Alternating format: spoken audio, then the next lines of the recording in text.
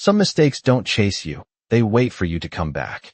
The chandelier light shimmered across polished marble floors as Daniel Hayes stepped into the restaurant, his $4,000 suit perfectly tailored, his watch ticking with quiet precision, every detail of his presence announcing control, power, certainty, until the moment everything stopped, not with a sound, but with a single glance. A coffee cup slipped from trembling fingers, porcelain cracking against the floor, and Daniel froze completely, because standing just a few feet away, wearing a simple black apron and holding a tray like it weighed nothing, was Emily Carter, his ex-wife, the woman he hadn't seen in 3 years, the woman he had left behind without turning around. And for a brief second, the entire room faded, conversations dulled, time slowed, and all that existed was her, thinner than he remembered, quieter somehow. But her eyes were the same, steady, unreadable, calm in a way that felt almost dangerous. And then his gaze dropped, just slightly, almost involuntarily, and that's when he saw it, the gentle curve beneath her uniform. Unmistakable, undeniable. She was pregnant, and something inside his chest tightened, not sharply, not loudly, but enough to make breathing feel unfamiliar. Emily didn't react, not at first, not even when the broken cup drew a few curious looks. She simply crouched down, carefully gathering the pieces, her movements precise, controlled, as if nothing in this moment surprised her, as if she had already lived it before it even happened. And when she stood, she didn't look at him immediately. Instead, she turned slightly, placing the tray back onto a nearby station, finishing her task before acknowledging his existence. And that silence, that choice, unsettled him more than anything else could have, because Daniel Hayes was used to reactions, to people recognizing him, adjusting, responding. But Emily, she simply continued, as if he were just another customer, just another man in an expensive suit. And when she finally faced him, her expression didn't change. No anger, no shock, no lingering affection, just calm professionalism, the kind that builds walls without needing words. "Good evening, sir," she said softly, her voice even, almost gentle, but distant. And for a moment, Daniel couldn't respond, because nothing in his world had prepared him for this. Not the boardrooms, not the billion-dollar deals, not the carefully calculated risks. Nothing prepared him to stand in front of the woman he once called home and realize he had no control here at all. Daniel did not sit down immediately. He stood there for a second too long, as if the floor beneath him had shifted, as if the carefully structured world he built could not process what he was seeing. And Emily noticed. Of course she noticed, but she did not acknowledge it. She simply picked up her notepad, her posture straight, her voice steady. "Would you like still or sparkling water?" she asked, as if they had never shared a life, as if there were no history between them. And that calm, that distance, pressed harder against him than any accusation ever could. "Emily," he said quietly, the name unfamiliar on his tongue after all this time. But she did not react to it, not even a flicker. "Still or sparkling, sir," she repeated, gently, professionally. And there it was, the line, invisible but absolute. And for the first time in years, Daniel hesitated, not because he did not know what to say, but because nothing he could say would restore the ground he had lost. "Still," he answered. Finally, his voice lower than usual, and she nodded once, turning away before he could add anything else, moving through the restaurant with the same quiet efficiency, greeting other tables, refilling glasses, her presence blending into the rhythm of the room. Except it did not. Not for him. He watched her, every step, every movement, the way she carried herself, composed, self-contained, as if she had rebuilt something inside herself that no longer needed him. And then his eyes drifted again, against his will, to the curve beneath her apron. And the question rose, heavy, unavoidable. He leaned back in his chair, exhaling slowly. But the air did not settle anything inside him. When she returned with the water, placing the glass in front of him with careful precision, he spoke before he could stop himself. "How far along?" The words slipped out, direct, almost clinical, the way he handled negotiations. But this was not a negotiation, and Emily paused, just for a fraction of a second, her hand still resting lightly on the table, before she straightened, meeting his gaze for the first time fully. And there was no anger there, no bitterness, just a quiet awareness. Is there anything else you would like to order? She asked, and the question was not avoidance. It was control. It was a refusal to let him define the moment. Daniel's jaw tightened slightly, not in frustration, but in something more unfamiliar, something closer to realization. He was not leading this conversation. He was not setting the terms, and that unsettled him more than he expected. Emily, he said again, softer now, almost careful. And this time, she did not interrupt him. She simply waited, not encouraging, not resisting, just present. We need to talk, he added, and for a moment, the noise of the restaurant seemed to dim again. But Emily only offered a small, polite smile, the kind reserved for customers who linger too long. No, she said quietly, her voice calm, unwavering. We really do not. And with that, she turned, leaving him with a glass of water untouched, and a silence that felt heavier than anything he had ever faced. Daniel remained seated long after she walked away, his fingers resting against the cold surface of the glass. Untouched, condensation slowly tracing lines down the side, like time slipping without permission. And for the first time in years, he did not reach for his phone, did not check the market, did not calculate the next move, because none of it seemed relevant here. Not when the past had just stepped into the room wearing an apron and quiet dignity. He exhaled slowly, then raised his hand, signaling the manager, a reflex more than a decision, control returning in the only way he knew how. But when the manager approached with immediate attentiveness, Daniel did not speak right away, his eyes drifting back to Emily across the room, watching as she laughed softly at something an older couple said, the sound light, genuine, not forced, and something about that unsettled him more than anything else, because he realized it had been a long time since he had heard that version of her. The version that existed before everything changed. Is there a problem, sir? The manager asked politely, and Daniel hesitated, then shook his head slightly. No problem, he replied, his voice composed again, controlled. I would just prefer that she continues to serve my table. He added, subtle, precise, and the manager nodded without question. Of course he did. People like Daniel were not questioned. Arrangements were simply made, and within minutes, Emily returned, not surprised, not curious, just aware, as if she had expected this move before he made it. Are you ready to order? She asked, pen poised, eyes calm, and Daniel studied her for a moment, longer than necessary, as if trying to find something familiar, something that belonged to him.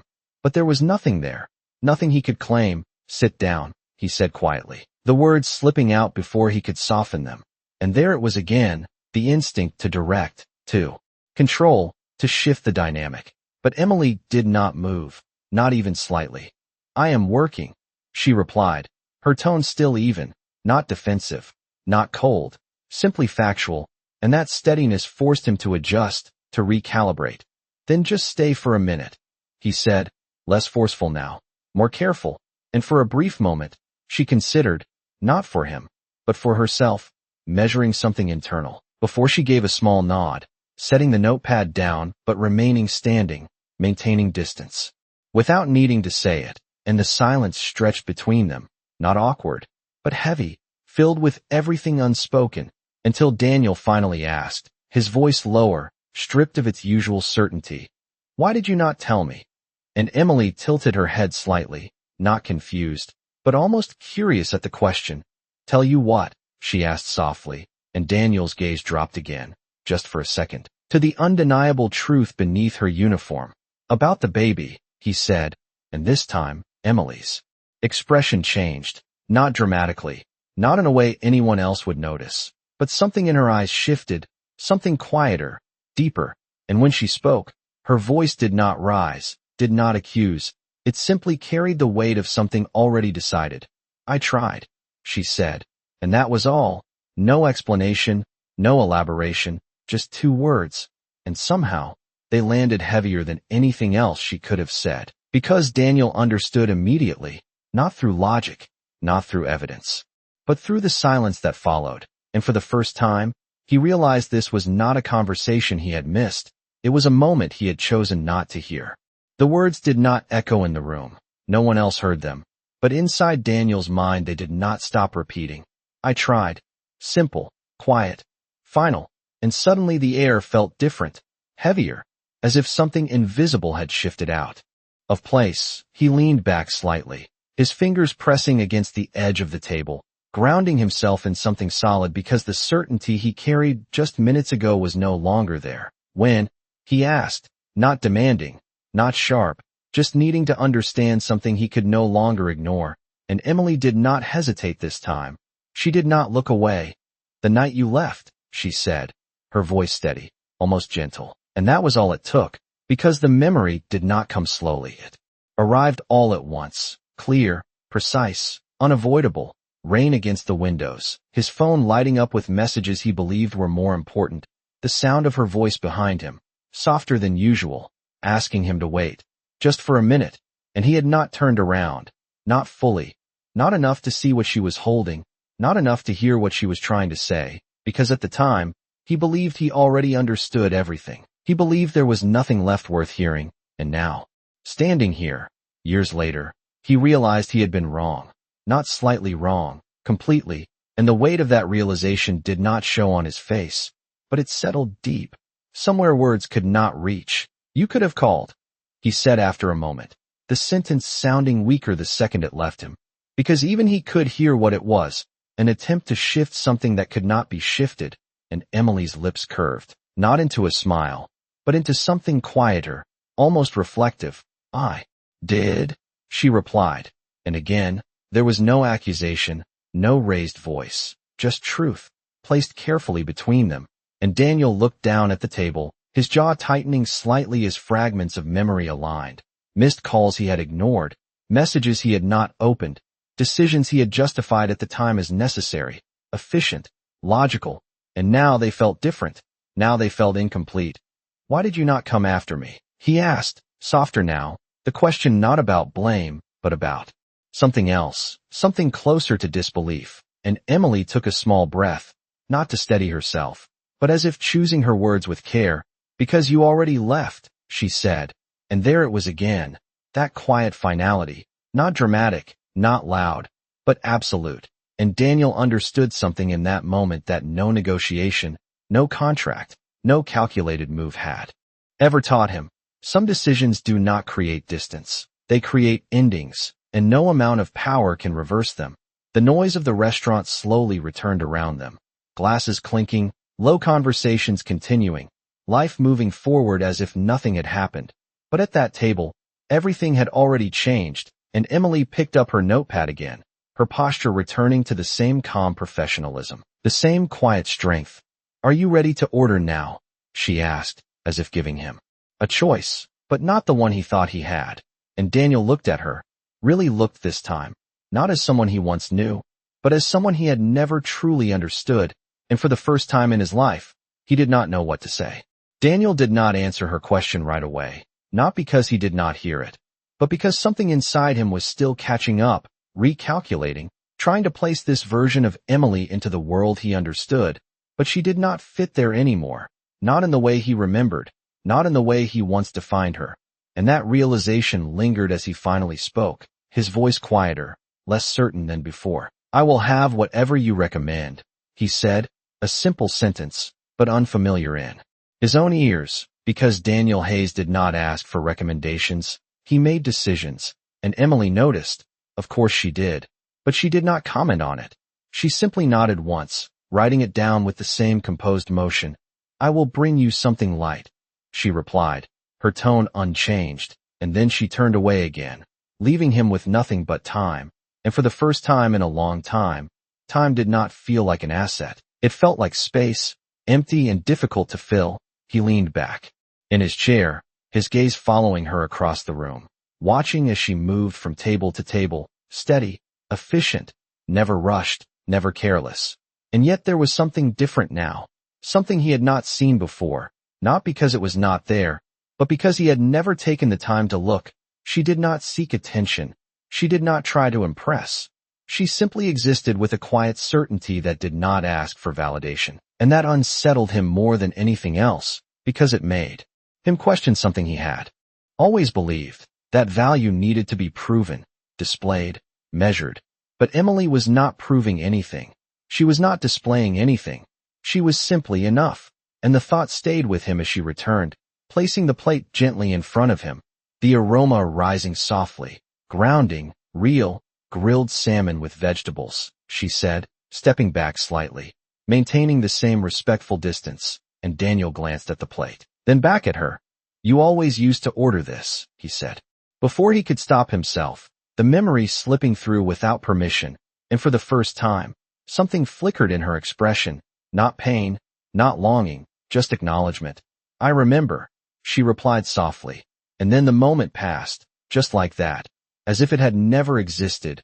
She straightened again, returning to the present without hesitation, and Daniel picked up his fork, more out of habit than hunger, taking a bite, but the taste barely registered, because his attention remained on her, on the distance she held so effortlessly, on the way she controlled every interaction without raising her voice, without asserting dominance, simply by knowing where her boundaries were.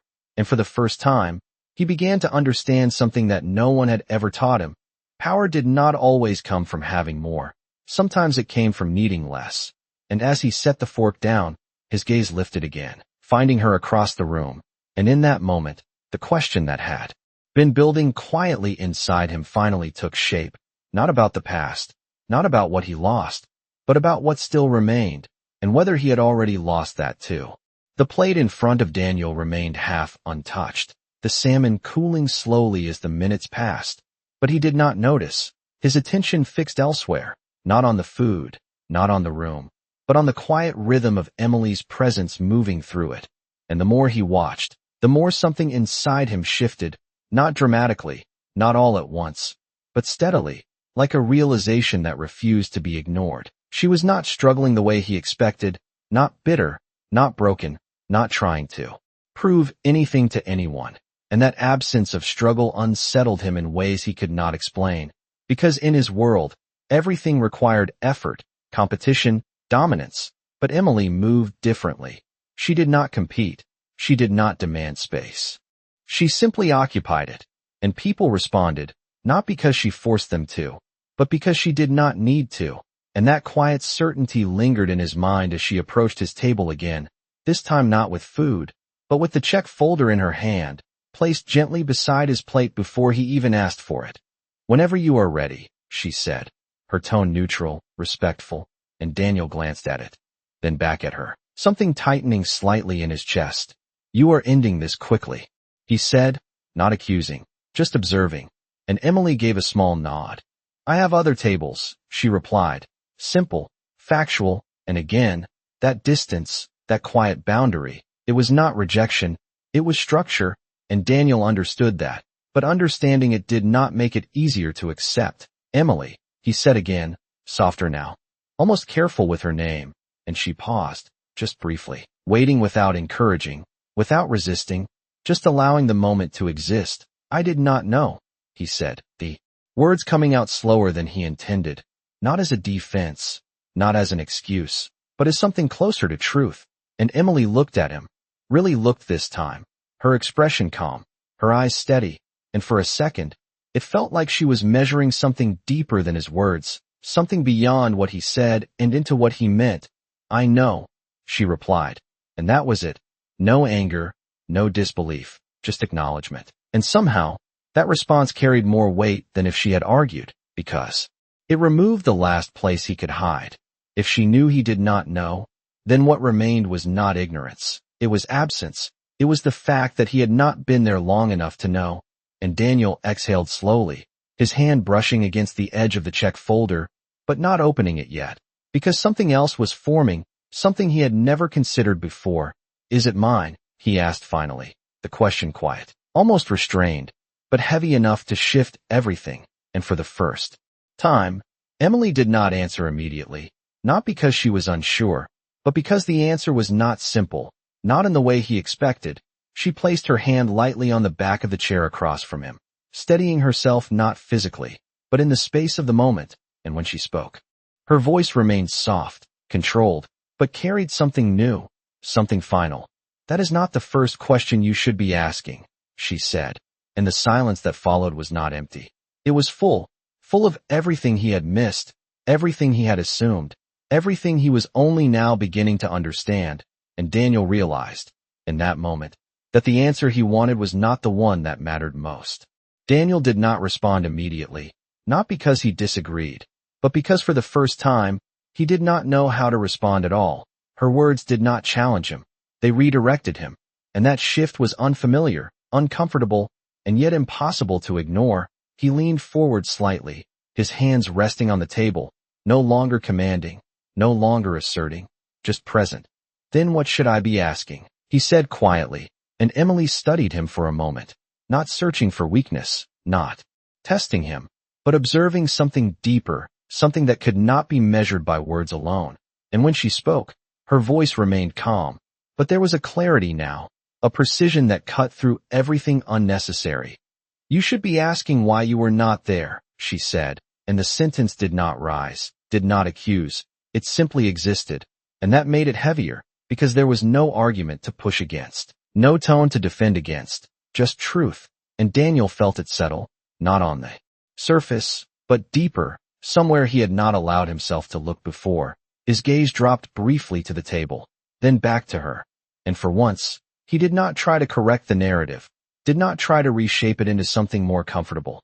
"I thought leaving was the right decision," he admitted, the words slower now, stripped of their usual certainty, and Emily nodded slightly, not in agreement, but in acknowledgement. "For you," she said softly, and again, there was no judgment, just perspective, and that distinction mattered more than anything else, because it forced him to see the difference between what he chose and what it cost. The silence stretched again, but this time it was not heavy with tension. It was filled with understanding, quiet, steady, unavoidable, and Daniel exhaled, his shoulders lowering just slightly, the weight of control slipping in a way he had never experienced before. "I cannot change that," he said after a moment. And Emily's expression softened, not in sympathy, but in recognition of something honest. "No," she replied, "you cannot." And for a second, the conversation could have ended there, clean, final, but Daniel did not move. He did not reach for the check, did not stand up, because something else remained, something unfinished. "But I can choose what I do now," he added. And this time, Emily did not answer immediately, not because she was unsure, but because she understood exactly what he was trying to say, and that understanding required careful response. She placed the check folder gently closer to him, not as a dismissal, but as a boundary, a quiet reminder of where they stood. "That choice is yours," she said, her voice steady, "but it does not change mine." And the meaning settled between them, clear, undeniable, and Daniel felt it, not as rejection, but as reality. A reality where his decisions no longer dictated the outcome, where his presence did not guarantee access. And, for the first time, he realized that whatever came next would not be negotiated. It would be earned, slowly, if at all. And as he looked at her, truly looked this time, he understood something he had never needed to understand before. Not everything broken could be fixed, and not everything lost was waiting to be found again. Daniel did not reach for the check right away, his fingers resting just beside it, as if crossing that small distance would mean accepting something final. And for a man who built his life on decisive action, hesitation felt unfamiliar, almost foreign. He looked up at Emily again, not searching for an opening this time, not trying to find a way around her boundaries, but trying to understand where he stood within them. And for the first time, he did not see distance as something to overcome. He saw it as something she had earned, something he had no right to take away. "What is your choice?" he asked quietly, not to challenge, not to persuade, but simply to hear it. And Emily met his gaze without hesitation, her expression calm, grounded, untouched by the weight that pressed against him. "To move forward," she said, and the words were simple, but they carried direction, purpose, a path that did not circle back. And Daniel nodded slowly, absorbing it, not arguing, not resisting, because he understood. Now that this was not about convincing her, it was about facing the reality she had already accepted. His hand finally moved, opening the check folder, the numbers inside meaningless compared to everything else that had just unfolded. He placed his card inside without looking, a habit, automatic, but this time it felt different, smaller somehow, as if the gesture no longer held the power it once did. And Emily took it with a small nod, turning to process it, her step steady, unchanged, and Daniel watched her go, not with the same urgency as before, not with the need to stop her, but with something quieter, something closer to recognition. When she returned, placing the receipt down gently, he did not sign it immediately.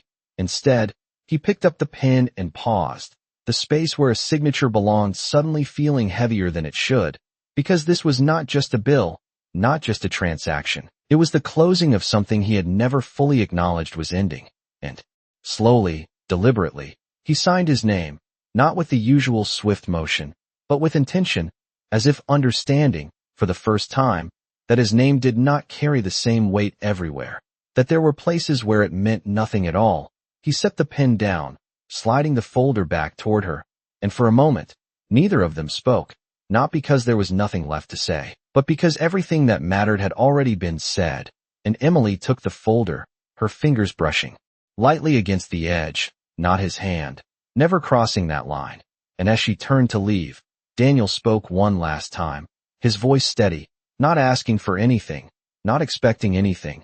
"I will be here," he said, and the words were not a promise to her, not a request for acceptance, but a statement of choice, his choice. And Emily paused, just briefly, her back still to him, her posture unchanged, and without turning around, she gave the smallest nod, not agreement, not rejection, just acknowledgement, before continuing forward, leaving him sitting there, not with answers, not with resolution, but with something far more unfamiliar, the beginning of understanding that came too late to change the past, but not too late to change himself. The restaurant slowly returned to its usual rhythm, conversations rising and falling, glasses clinking softly, the world continuing as if nothing significant had happened.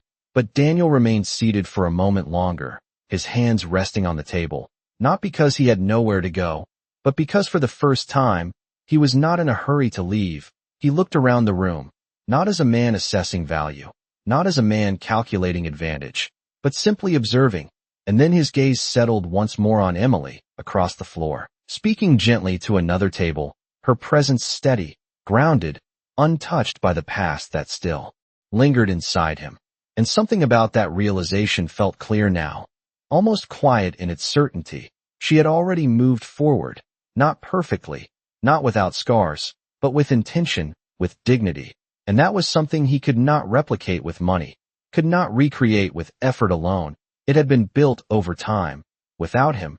And Daniel exhaled slowly, pushing his chair back and standing, not abruptly, not with the usual sense of urgency, but with a kind of calm he had never associated with himself before.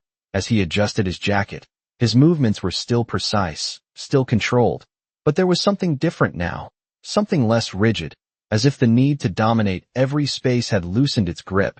He took one step forward, then another, moving toward the exit, but as he passed by her section, he paused, not to interrupt, not to demand her attention, but simply because something in him acknowledged that this moment mattered. Emily noticed him, of course she did, she always did, and for a brief second, their eyes met again. No tension, no expectation, just recognition. Two people standing on opposite sides of a past that could not be rewritten, and Daniel gave a small nod, not formal, not performative, just real, and Emily returned it, just as subtle, just as calm, and that was enough. No grand gesture, no final words, because neither of them needed it. He continued toward the door, stepping out into the evening air, the cool breeze brushing against his face, grounding him in something real, something present. And for the first time in years, he did not reach for his phone, did not call his driver immediately. He simply stood there for a moment, looking out at the street, the city moving around him, and he understood something now, something simple, but undeniable. He could not go back and change the moment he walked away. He could not undo the silence he chose. But he could decide what kind of man he would be from this point forward, not in words, not in promises, but in presence, in consistency, in showing up where he once chose not to, and inside the restaurant. Emily picked up another tray, her movements as steady as ever, her path already clear, and somewhere between them, without being spoken, without being forced, a new distance settled, not as a barrier, but as truth. And sometimes, the quietest endings are not about losing someone. but about finally understanding who they are without you.